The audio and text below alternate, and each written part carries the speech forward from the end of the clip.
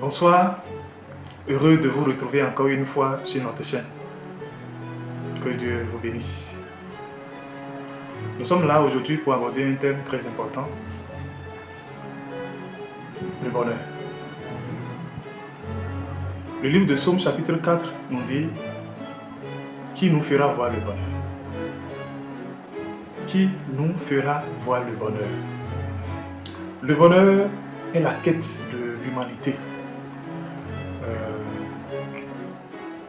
La naissance des hommes, la procréation est pour certains source de bonheur.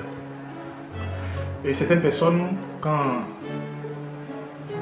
le matériel, c'est-à-dire l'argent, c'est pour eux leur source de bonheur. Pour certaines personnes, à la quête du bonheur, ils se sont donnés à des longues études, ils ont le doctorat, ils ont fait de longues études, ils sont devenus des professeurs. Pour eux, c'est leur quête de bonheur, ça. Et pour certaines personnes, c'est changer de localité, changer de situation géographique. Et c'est par là qu'ils vont chercher le bonheur.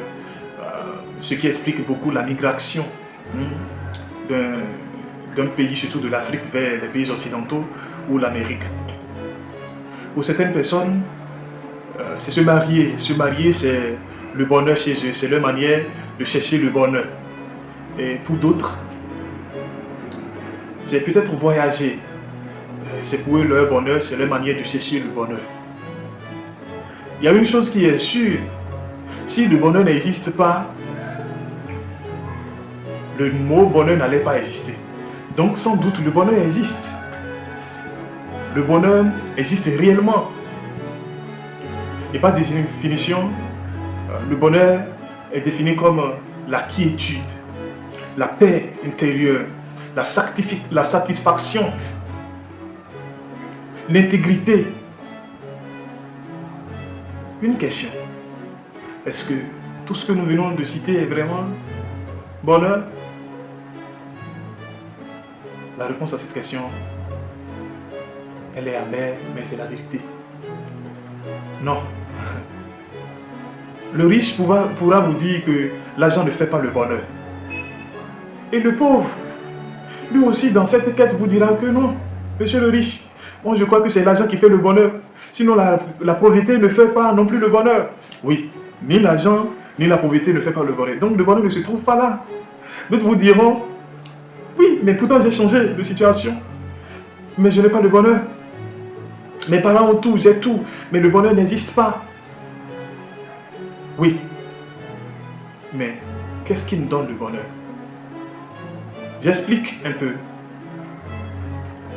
Et pour expliquer ceci, je vais l'illustrer par des exemples concrets pour que nous puissions mieux comprendre.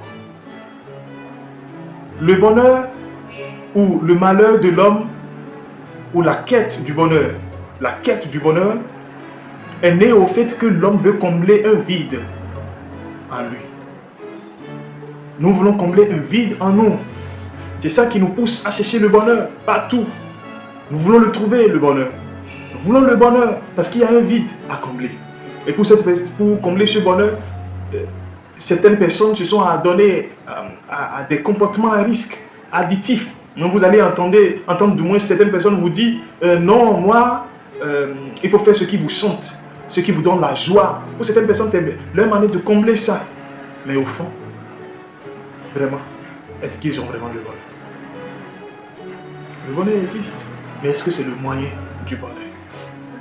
Est-ce que c'est ça, être heureux? Est-ce que c'est ça, vraiment? Alors, il faut vouloir entrer dans la cause réelle de ce qui a causé ce vide, de ce qui a causé ce vide que nous voulons combler en nous. La Bible nous recommande, dans ses sources, dans le livre de Genèse, que l'homme a été créé à l'image de Dieu.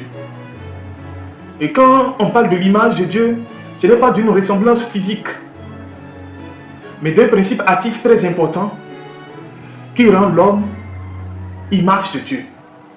Et l'image est venue au fait que l'homme, dans ses composants, donc l'esprit, chair, âme et chair, son esprit contenait l'esprit de Dieu, qui est source de joie, de de paix. Le livre de Galates nous dit ce que cet esprit fait. Il dit, les fruits de l'esprit sont, il dit d'abord l'amour, la paix, la joie, la bonté, la bénédicité, la tempérance, l'amour, la paix, la joie, la tempérance. Il déclare également que le fruit de l'esprit, c'est en premier la joie, la paix et la justice par l'Esprit de Dieu. Alors, cet esprit étant dans la vie de Adam et Ève, ils étaient à l'image de Dieu. Alors, ils vivaient en paix. Il y avait le bonheur qui est là. Une chose très importante que j'aimerais que vous souligniez, ils travaillaient. Mais ce n'était pas ça la source du bonheur. Ils avaient tout. Mais ce n'était pas leur source de bonheur, non. Ils n'avaient pas. Ce bonheur n'existait pas. Mais ce qui faisait leur bonheur, c'était l'image de Dieu qu'ils étaient. Et c'est ça qui donne le bonheur. Alors, après la chute, ils ont perdu cette image. Ils ont perdu l'Esprit de Dieu. L'Esprit de Dieu a quitté leur esprit et du coup, l'homme est livré à lui-même. L'homme est livré à sa personnalité, à sa complexité. Et il est constamment sous une pression, sous une tendance, sous une forte pression. Sa pensée qui est troublée, sa conscience qui est troublée. Il a toujours l'impression qu'il y a un jugement. Il a peur de la mort. Sa conscience qui le condamne jour et nuit. Pourquoi? Parce que la loi de Dieu est inscrite dans sa vie, dans son cœur. Et chaque fois, à travers ses comportements, sa manière de vivre, quand il franchit les barrières de cette loi-là, il a le cœur agité. Il a la conscience troublée. Et sa vie est comme soumise à une pression, à une condamnation. Et l'homme n'arrive plus à s'en sortir. Et c'est ça la source du malheur de l'homme en réalité. La source du malheur de l'homme, c'est ça. À ce vide-là, à cette loi inscrite dans sa vie, qui le met sous pression, qui le condamne. Il n'a pas la paix, bien qu'il a tout en sa possession. Il a le matériel, il a l'argent. Notez bien, l'argent est bon, ça nous permet ça nous facilite la vie. Mais ça nous facilite la vie, mais ce n'est pas le bonheur. Questionnez bien ceux qui ont l'argent, ils vous le diront. Et si vous n'êtes pas convaincu, en tant que riche, demandez aux pauvres. Si vous croyez que c'est peut-être quand vous deviendrez pauvre que vous aurez le bonheur, détrompez-vous également, parce que il n'y a pas ça dedans. Et la solution à notre bonheur, la Bible le décrit. Il dit, qui nous fera voir le bonheur? Il n'a pas dit, qu'est-ce qui nous fera voir le bonheur? Généralement, les gens, on met notre quête de bonheur dans la recherche des choses, ce qui ne nous rendra jamais heureux. Mais c'est une personne qui doit nous donner le bonheur. Une personne doit nous donner le bonheur. C'est une personne qui peut nous donner le bonheur. Le bonheur réside dans une personnalité, pas dans les choses. La Bible a été claire. Elle n'a pas dit qu'est-ce qui nous donnera le bonheur. Mais elle dit qui nous donnera le bonheur. Donc ce n'est pas dans les choses, c'est dans une personnalité. Alors, il est important que l'homme cherche le bonheur, le véritable bonheur. Et j'aimerais vous dire, pour vous les chrétiens, ou pour toute personne qui croit que peut-être que c'est dans la religion, vous allez trouver le bonheur. Le moyen le plus excellent pour être malheureux, c'est d'être religieux. Si vous voulez être malheureux, soyez des religieux. Oui, soyez des religieux. Soyez encadrés par des lois, par des commandements religieux. Vous serez vraiment malheureux. Mais si vous voulez le bonheur, une paix intérieure, qui n'est conditionnée par quoi que ce soit venant de vous. Parce que le bonheur ne peut pas venir de vous, ce n'est pas possible. Le bonheur vient d'une personne qui veut vous créer à son image. La restauration de cette image que Adam et Ève ont perdue. C'est ça qui nous donne le bonheur. Et nous ne trouverons rien, nous ne trouverons cela qu'en la personne de Jésus-Christ. Écoutez ce que la Bible nous dit. Il dit, heureux ceux à qui l'Éternel n'impute pas son péché. Heureux à qui Dieu pardonne son péché. Heureux à qui Dieu pardonne ses transgressions. Heureux sont ces personnes-là à qui Dieu leur pardonne leurs transgressions. Seules ces personnes-là sont heureux. Seules ces personnes-là sont heureux. Ils vivent en paix avec Dieu. Écoutez ce qui explique encore le malheur de l'homme. La Bible dit qu'on est en quoi? On est en inimitié contre Dieu. L'homme est inimitié contre Dieu. L'homme par nature est en guerre constante avec Dieu à travers sa manière de faire, à travers sa pensée, ainsi de suite. Mais attention, vous et moi, nous le savions très bien, même dans une maison, quand vous avez un problème avec vos parents, vous n'êtes pas en paix. Vos géniteurs terrestres, quand vous avez un problème avec eux, vous n'êtes pas en paix. Vous êtes troublé. Votre joie familiale disparaît. Votre bonheur familial disparaît. À plus forte raison, celui qui vous a créé. Comment pourriez-vous être en désaccord avec celui qui vous a créé? Pour être heureux. Vous pouvez beau emmagasiner toutes les richesses de ce monde, mais vous serez toujours malheureux. Vous pouvez être le plus pauvre de ce monde, vous serez toujours malheureux. Vous pouvez étudier, avoir les diplômes qu'il faut, mais vous serez toujours malheureux. Et le seul moyen d'être en paix, c'est quoi? C'est de se rendre, c'est de rendre à Jésus-Christ qui est l'arbitre entre vous et Dieu, qui vous réconcilie avec Dieu. Le seul arbitre qui vous réconcilie avec Dieu, c'est Jésus-Christ. Et il va falloir venir en ce Jésus-Christ-là pour avoir la paix de Dieu. C'est ça le bonheur. C'est ça ce vide-là. Il vous donne son esprit, qui vous comble de son bonheur. Et vous qui prétendez être chrétien et qui vivez encore sous une condamnation, qui vivez encore sous une conscience souillée, peut-être que vous regardez à vous-même, mais venez à Jésus-Christ. Romains chapitre 8, le premier verset dit, il n'y a aucune condamnation pour ceux qui sont à Jésus-Christ. Aucune condamnation, pas une condamnation venant, même pas une condamnation venant de votre conscience. Non, à plus forte raison intérieure. Et Dieu ne vous condamne pas. Pourquoi vous devez vous condamner ou votre conscience vous condamnera? Jésus-Christ est la seule personne qui vous efface. Il efface tout ce qui est retenu contre vous. Il efface tout ce qui vous met en confrontation avec Dieu. Il vous libère de votre joug. C'est pourquoi il dit, venez à moi, vous tous qui êtes fatigués et chargés. Venez à lui. Il purifie par son sang si précieux, purifie votre être, purifie votre cœur des mauvaises œuvres afin que vous puissiez adorer le véritable Dieu. Chers frères, chers chrétiens, si tu n'as pas encore cette expérience, il faut peut-être noter que tu es enfant encore dans la foi et que tu ne sais pas réellement, tu n'as pas encore résolu, tu n'as pas encore conclu ce que Jésus-Christ a fait. Et comme le dit un serviteur de Dieu, il dit l'œuvre de la croix de Jésus-Christ, l'œuvre de Jésus-Christ sur la croix est comme un océan. Vous savez, vous ne pouvez pas sonder un océan. L'océan est très vaste. Mais quand même, il faut se jeter dans l'océan. Jetez-vous en Jésus-Christ. Venez dans son amour et vous verrez. Il vous a sauvé. Il vous purifie. Vous avez le cœur allégé. Même dans les situations qui paraissent difficiles, vous avez la paix de Dieu qui vous garde. Vous avez la paix de Dieu qui vous garde, qui vous maintient dans son amour. Oh, il m'aime. Et comme Paul le dit, afin que je puisse connaître l'amour de Christ qui surpasse toute connaissance, son amour. Dieu vous aime. Vous êtes une personne aimée de Dieu. Ce n'est pas vous, par vous, vous ne pouvez pas. You cannot do it. Vous ne pourriez pas le faire par vous-même. Par vos péchés, vous ne pouvez pas.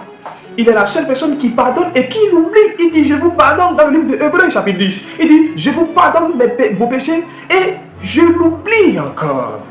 Il ne se souvient même pas. Et quel que soit votre passé, quel que soit votre présent, il est là encore, il frappe à la porte de votre cœur. Il frappe encore à la porte de votre cœur. Vis, chrétien. Vis une vie véritable d'enfant de Dieu. Et comme je l'ai dit, si vous n'avez pas cette paix-là dans votre cœur, cette joie-là dans votre cœur, sans doute que vous êtes encore enfant et que vous n'avez pas encore réalisé ce que Jésus-Christ a fait. La Bible dit que, oui, que ceux qui sont enfants n'ont pas l'expérience de la justification. Jésus-Christ vous a justifié, il vous a sanctifié, c'est ce que vous êtes. Venez à lui par la foi. Il dit, le juste vivra par la foi. Notez que vous n'avez rien à donner à Dieu, vous. L'homme n'a rien de bon en lui pour donner à Dieu. Regardez même votre conscience, regardez même votre pensée parfois. Comment votre pensée elle est si mauvaise, elle est si haineuse. Une pensée qui cherche le mal de l'autre constamment. Une pensée qui vous tourmente d'ailleurs. Une pensée qui minimise et qui méprise son semblable. Une pensée orgueilleuse qui veut se montrer. Voilà. Et vous avez quoi à donner à ce Dieu? Vous n'avez rien à donner. Venez à lui, lui veut produire sa vie en vous. Il veut produire sa vie en vous. Mes frères, Il est temps. Déposez la hache. Déposez-la. Vous ne pouvez pas combattre Dieu. Comme Paul, Jésus-Christ lui dit, mon frère, tu ne peux pas régember contre l'aiguillon, ce n'est pas possible. Vous ne pouvez pas frapper sur une aiguille. Non. Vous ne pouvez pas lutter contre votre Créateur. C'est lui qui vous a créé, il vous connaît. Et il a sa paix. Et sa paix se réside dans la personne de Jésus-Christ et son œuvre sur la croix. Il vous a pardonné. Oui, si vous ne le saviez pas. Il vous a pardonné. Il ne vous considérait pas comme étant un pécheur. Il vous regarde comme un saint quand vous venez à lui. Il vous a sanctifié. C'est ce que vous êtes. Sa paix, sa paix, sa paix. Sa paix. Pourquoi si tant de tourments, mon frère? Pourquoi si tant de problèmes? Pourquoi si tant de déchirements? Non. Venez à lui. Venez à lui. Venez à lui. Venez à lui. Dites-lui que vous ne pouvez pas. Déposez votre hache. Déposez votre âme. Ça ne vous servira pas. Contre votre Créateur, ça ne vous servira pas. Déposez votre technique. Oui, d'autres personnes veulent plaire à Dieu par leur force. Ils se chient, ils se donnent. Mais non, ce n'est pas ça. Ce n'est pas ça. Vous n'avez rien de bon à donner à Dieu. Mais c'est lui qui veut produire sa vie en vous. Il veut vous transformer. Il veut produire une vie de transformation. Il veut vous transformer. Il veut vous régénérer. Il veut vous régénérer, vous transformer. Vous qu'on connaissez avant, les gens vont vous méconnaître. Vous allez vous méconnaître vous-même d'ailleurs. Que c'est moi, Jésus a fait ci. Il m'a véritablement fait ça. Il m'a affranchi. Quand il dit, vous serez affranchis, c'est vrai, on est vraiment affranchi, on devient libre en Jésus. On devient libre en Jésus-Christ. La liberté, elle existe vraiment en Jésus-Christ. Une liberté qui n'a rien à voir avec la religion, qui n'a rien à voir avec les protocoles de ce monde, qui n'a rien à voir avec quoi que ce soit. Mais une liberté intérieure, une paix intérieure, une quiétude intérieure. Mes frères, voici mon message pour toi. Mon message pour toi, c'est ça, ce soir. Viens à ton Créateur. Tu ne peux pas lutter contre lui. Mets la religion de côté et viens à lui. Il est la source d'eau vive qui nourrit. Viens à lui. Tu ne peux pas lutter contre lui. Ça ne t'arrangera pas. Ça ne te servira pas. Ça ne vous servira pas. Venez. Venez. On vous a déjà appris ce qu'il faut faire pour plaire à Dieu. Vous voyez incapable. Ok, ce n'est pas grave. Venez. C'est tout à fait normal. Venez. C'est normal que vous soyez incapable de remplir les desseins de Dieu. Mais une chose est sûre. Quand vous venez dans son amour, vous vous voyez capable d'accomplir ses desseins. Ça vous étonne. Et c'est pourquoi la Bible dit que ceux qui sont conduits par l'Esprit de Dieu sont enfants de Dieu. Une chose très importante. Ceux qui sont conduits par l'Esprit de Dieu sont enfants de Dieu. Laissez-vous conduire par l'Esprit de Dieu. Cher chrétien, si tu es chrétien, que tu me crois et que tu m'écoutes, laisse-toi conduire par l'Esprit de Dieu. La Bible a été claire. Il n'a pas dit guider, mais il a dit conduire. C'est très important, conduire. Combien de fois vous vous êtes rendu compte des efforts que vous fournissez quand quelqu'un vous conduit sur une moto ou bien dans un véhicule? Mais quand même, vous observez que vous évoluez. Vous observez que, mais quand même, vous évoluez. Ça marche. Vous avez déjà fait 2 km.